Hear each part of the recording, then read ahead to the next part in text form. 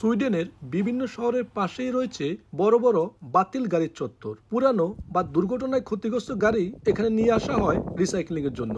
তবে এইসব গাড়ির প্রায় সব পার্টস, দরজা, হেডলাইট, উইন্ডশিল্ড কিংবা ইঞ্জিন খুলে নিয়ে যেতে পারেন যে কেউ।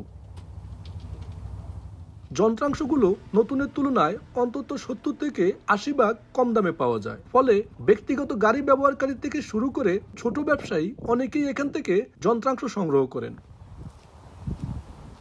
এই পদ্ধতিটি পরিবেশ বান্ধব, কারণ এতে গাড়ির প্রতিটি অংশ পুনর্ব্যবহার করা হয়। যা একেবারেই ব্যবহারযোগ্য নয় তা বিশেষভাবে প্রক্রিয়াজাত করে স্ক্র্যাপ হিসেবে গলিয়ে ফেলা হয়।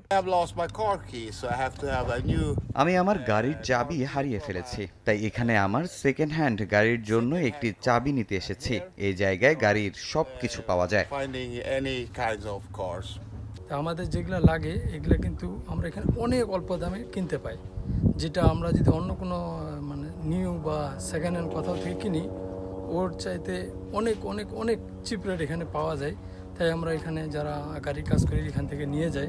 সুইডেন ছাড়াও ইউরোপের অনেক দেশেই এভাবে পুরনো গাড়ি রিসাইক্লিং করা হয়। শুধু কম দামে গাড়ির যন্ত্রাংশ ক্রয় ছাড়াও পরিবেশ সুরক্ষায় ভূমিকা রাখছে এসব গাড়ির স্ক্র্যাপ ইয়ার্ডগুলো। শফিল আলম, সময় সংবাদ, সুইডেন।